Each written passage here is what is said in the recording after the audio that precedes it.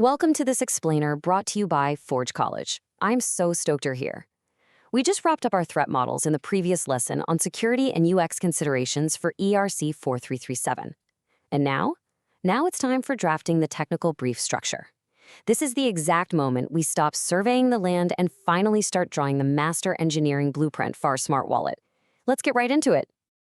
Okay, here is our architectural table of contents. We'll be hitting 1. From chaos to blueprint. 2. The executive summary. 3. Mapping implementation steps.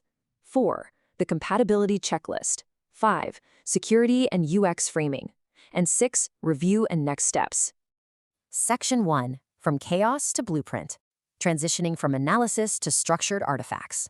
Look, jumping straight into coding an ERC-4337 wallet without a mapped-out plan, it literally just leads to sheer chaos, broken features, and some very, very angry stakeholders.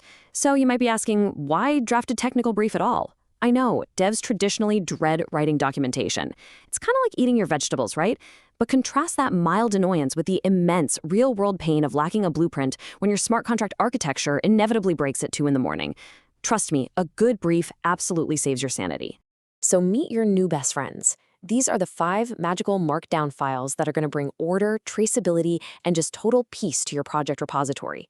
We've got executive-summary.md, implementation steps, compatibility checklist, security and UX, and appendices.md. Think of these as the absolute structural pillars of your entire blueprint. Section 2. The executive summary. High-level alignment and scope. Okay, quick pro tip for you here. This section, it should actually be drafted first, but polished last.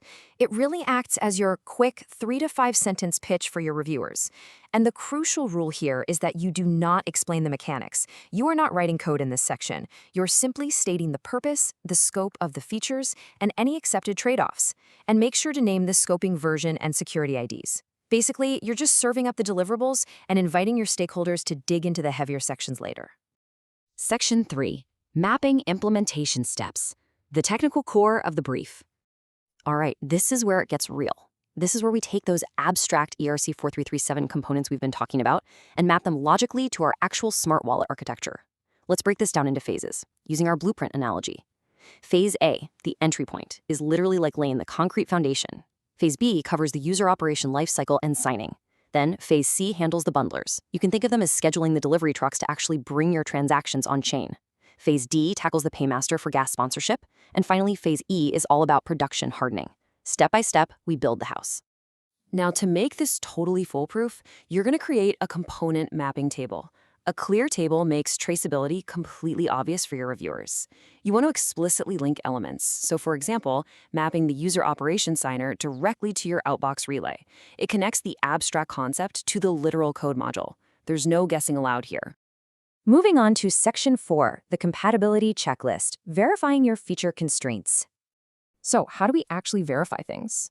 We take the abstract constraints from our scoping deliverables and we turn them into concrete, testable items. Take a dangerously vague requirement like supports session keys. What does that even mean in an integration test, Absolutely nothing. Instead, make it highly testable. Say something like pass if device issues session signature and EntryPoint accepts. See the difference? That is an unambiguous pass or fail check that directly references your scoping lines to ensure a perfectly smooth integration test. Section 5, Security and UX Framing, translating mitigations into action. Remember that threat model we built in the previous lesson? Well, we're pulling that straight into this document, right up front, so the engineering team knows exactly what hazards they need to dodge. You've got to hit 3 distinct points here. First, list your threat model mitigations.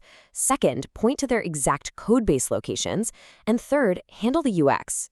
UX trade-offs have got to be converted into suggested copy and wireframes. For instance, you need to map out exactly how you're going to present the risks of session keys to an end user without, causing absolute panic. Something like, hey, you're authorizing a temporary session, is a whole lot better than flashing a massive red warning screen that implies financial ruin is imminent. Listen, if you remember only one single thing from our time today, let it be this golden rule. Every major claim must have a reference to a scoping decision or a security checkpoint. Your technical brief doesn't just invent new things out of thin air, okay? It meticulously traces back to the decisions your team has already made. Traceability is your best friend. Finally, Section 6, Review and Next Steps, Finalizing Appendices and Validation.